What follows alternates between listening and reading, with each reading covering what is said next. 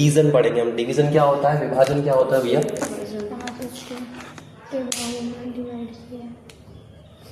Okay सबसे पहले कोशिका विभाजन की बात करते तो कोशिका विभाजन एक ऐसा छोटा सा वो प्रोसेस होता है जिसके अंदर एक कोशिका विभाजित होती है, टूटती है, ठीक है, और दो नई कोशिकाओं का निर्माण करती है। क्योंकि क्या कहा था हमने, कोशिका सिद्धांत का लास्ट वाला पॉइंट हमने क्या पढ़ा था, नई कोशिकाओं का निर्माण पहले से मौजूद कोशिकाओं के द्वारा ही होगा। कैसे होगा? अपने आप तो कोशिका को निर्माण नहीं करेगी ना, ठीक है। तो यहां पर विभाजन के द्वारा एक कोशिका से दूसरी कोशिका का, ठीक है, इसी प्रोसेस को हम कोशिका विभाजन कहते हैं। समझ में आया या नहीं आया? तो कोशिका विभाजन एक ऐसी प्रक्रिया है जिसमें पुरानी कोशिका विभाजित होकर के नई कोशिकाओं का निर्माण करती है। कोई डाउट यहां तक? नहीं। बहुत बढ़िया। कोशिका विभाजन की जरूरत क्यों पड़ी, इसका उद्देश्य क्या है? देखो, पहली चीज तो ग्रोथ। यदि बच्चे का इतना सा है, कोशिका विभाजित नहीं होगी तो बड़ा कैसे होगा? ठीक है, कोई भी चीज ज्यादा होगी तभी तो उसको रखने के लिए जगह ज्यादा चाहिए होगी, नहीं चाहिए होगी? ज्यादा कोशिका होगी तो हाथ को लंबा करेगी, हाथ की कोशिका बढ़, पैर की कोशिकाएं बढ़ेगी तो पैर को लंबा करेगी। समझ में आ रहा है या नहीं आ रहा? तो इतना सा बच्चा इतना बड़ा हो रहा है, इसका मतलब कोशिका विभाजन उसके अंदर कहीं ना कहीं चल रहा है। ये जो कोशिका विभाजन होता है ये समसूत्रीय विभाजन होता है बेटा, जो शरीर के अंदर पाया जाता है। विभाजन के टाइप जब अपन पढ़ेंगे तब अपन बताएंगे कौन सा विभाजन कहाँ होता है, किस कोशिका के अंदर होता है। तो यहाँ हम कोशिका विभाजन के उद्देश्य पढ़ रहे हैं। पहला उद्देश्य क्या है? वृद्धि, ग्रोथ, ठीक है, कि ग्रोथ कैसे हो, ग्रोथ की आवश्यकता है, ठीक है, इसलिए विभाजन की भी आवश्यकता थी। इसलिए प्रकृति ने कुछ ऐसा सिस्टम बनाया कि भैया किसी भी व्यक्ति या जानवर को ग्रोथ देनी है तो उसकी सेल्स को क्या करना पड़ेगा, हमें विभाजित करना पड़ेगा, राइट। दूसरा और क्या उद्देश्य हो सकता है? और उद्देश्य ये था सर कि यदि हमारे अंदर की कोई सेल डेड हो गई तो फिर नई सेल कहां से लेके आएंगे, ठीक है। इसीलिए भी क्या होता है, विभाजन की आवश्यकता पड़ी। तो पुरानी सेल अपनी जैसी थोड़ी सी फोटोकॉपी बना के रखती है, ठीक है, यदि वो मर जाती है तो उसकी जगह दूसरा आ जाता है, तो शरीर चलता रहता है। समझ में? इसलिए भी विभाजन की आवश्यकता है या नहीं है? यदि सोचो एक व्यक्ति है जिसकी शादी हुई, उसके बच्चे नहीं हुए, अब यदि कोई भी दोनों में से डेड होता है, मरता है, तो उसका फैमिली आगे कैसे बढ़ेगा? इसीलिए जनन की आवश्यकता होती है, इसी वजह से संततियां उत्पन्न होती है जाकि उसकी जाति और उसका अस्तित्व बना रहे। संतति मतलब बच्चे। यदि बच्चे नहीं होंगे तो उसका अस्तित्व क्या हो जाएगा, खत्म हो जाएगा। समझ में आया? तो यहाँ पर वृद्धि विभाजन की आवश्यकता दो कारण बताए, तो वृद्धि के लिए, दूसरा क्षतिग्रस्त कोशिकाओं की मरम्मत के लिए। जो कोशिकाएं मर गई है या खराब हो गई है उसको ठीक करने के लिए, उनको रिप्लेस करने के लिए विभाजन की आवश्यकता है। और प्रजनन के लिए, किसके लिए? प्रजनन के लिए, ठीक है। तो इस तरह से कई सारे कारण थे जिसकी वजह से प्रकृति ने कुछ ऐसा करा किसी भी एनिमल या किसी भी प्लांट के साथ कि उसके अंदर की जो सेल्स है वो क्या हो, डिवाइड हो, ठीक है, डिवीजन करे और अपनी ग्रोथ खुद से करे, राइट। तो कोशिका विभाजन की बात करते हैं। कोशिका विभाजन कितने प्रकार का होता है? तो कोशिका विभाजन होता है दो प्रकार का, मियोसिस और मायोसिस, समसूत्रीय विभाजन और अर्धसूत्रीय विभाजन, ठीक है। तो सबसे पहले हम समसूत्रीय विभाजन की बात करते हैं। समसूत्रीय विभाजन क्या होता है? समसूत्रीय विभाजन जो होता है ये शरीर की कोशिकाओं के अंदर पाया जाता है। किसकी कोशिकाओं में? शरीर की जो कोशिका है। इसीलिए शरीर छोटा जब होता है, छोटे से कहाँ होता है, बड़ा होता चला जाता है, ठीक है।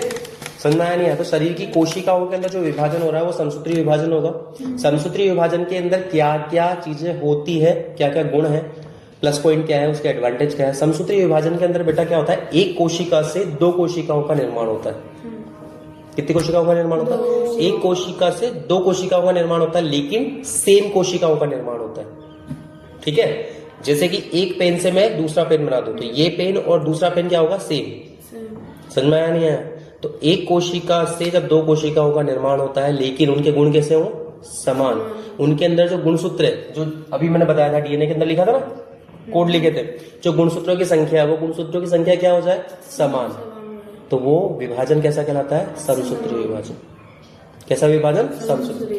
तो ऐसा विभाजन जिसमें एक कोशिका अपने ही समान दो कोशिकाओं का निर्माण करे जिनके गुणसूत्रों की संख्या क्या हो? समान हो, तो ऐसा विभाजन समसूत्री विभाजन कहलाता है। क्लियर? इसका कार्य क्या है? समसूत्री विभाजन क्यों होता है? शरीर की वृद्धि कराने के लिए, फर्स्ट। दूसरा, यहां से हाथ कट गया, अब यदि शरीर के अंदर विभाजन नहीं हो रहा, कोशिका नहीं बन रही, नहीं, ठीक है, तो यहां से यहां पर ही हमेशा कटा ही रहेगा, अपने आप ही जुड़ता है ना, वो तो स्किन अपने आप ही बन जाती है। तो कोशिका क्या करती है? अपने ही समान कोशिकाओं का निर्माण करती है और इसको फिल कर देती है। समझ में आया नहीं आया? इसीलिए स्किन जब दोबारा बनती है तो स्किन सेम कलर की बनती है। यदि सोचो अलग कलर की बनती तो यहाँ पर नीला हो रहा होता है, यहाँ पर तुम्हारे गोरे गोरे आते हैं, यहाँ पे नीला सा एक निशान हो रहा होता है ना? दोबारा तो काली रहती है ना, ब्राउन रहती है, होती है, लेकिन वो क्या न्यू सेल्स होती है, ये ऊपर डेड सेल्स हैं, इतने सालों से बनी हुई है, तो उसकी वजह से होता है वो। ठीक है, समझ में आया नहीं आया? तो घाव बढ़ने के लिए समसूत्री विभाजन की आवश्यकता है, समान कोशिकाओं की आवश्यकता है। समझ में आया कि नहीं आया? शरीर की वृद्धि के लिए समान क्या समसूत्री विभाजन की आवश्यकता पड़ती है। त्वचा का नवीनीकरण करने के लिए भी समसूत्री विभाजन चाहिए। यदि नई त्वचा चाहिए तो हमें क्या चाहिए? समसूत्री विभाजन, क्योंकि समान दिखनी चाहिए। समझ में आया या नहीं आया? पूरा हाथ तो नहीं बनता कटने के बाद? पूरा हाथ नहीं बनता। हाँ, ये भी एक क्वेश्चन है। इसके बाद में अर्धसूत्री विभाजन, मियोसिस। क्या होता है मियोसिस? जिसमें वो अलग अलग हो जाते हैं। ऐसा विभाजन जो एक कोशिका से 4 कोशिकाएं बना दे। कितनी कोशिकाएं? 1 से 4 कोशिकाएं बना दे, और उसमें गुणसूत्र जो है वो कितना हो जाए? आधे। गुणसूत्रों की संख्या क्या हो जाए? आधी हो जाए।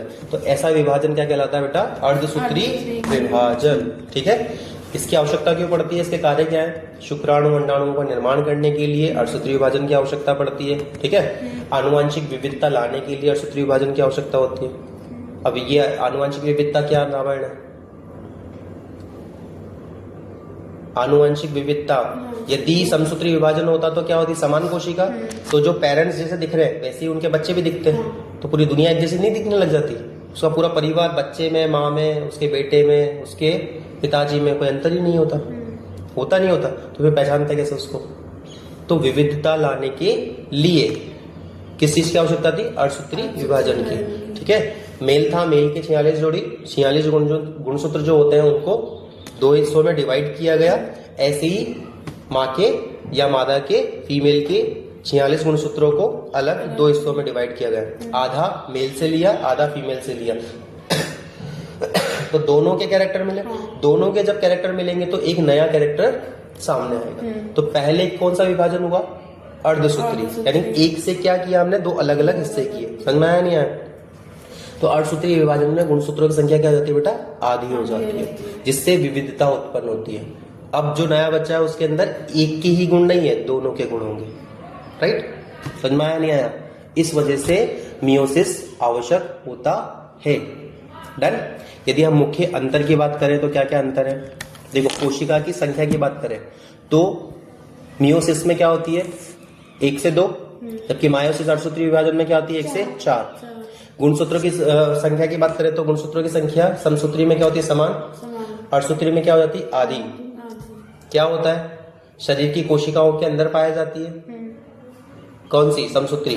और अर्धसूत्री विभाजन कहाँ पाया जाता है? प्रजनन कोशिकाओं के अंदर। उद्देश्य क्या था? वृद्धि विकास समसूत्री का, और अर्धसूत्री का क्या है? प्रजनन या विविधता। कोई डाउट? बाकी बात करते हैं हमारा नेक्स्ट टॉपिक, सेंट्रोसोम। जैसा कि तुमने पूछा था, क्या होता है सेंट्रोसोम? बताओ।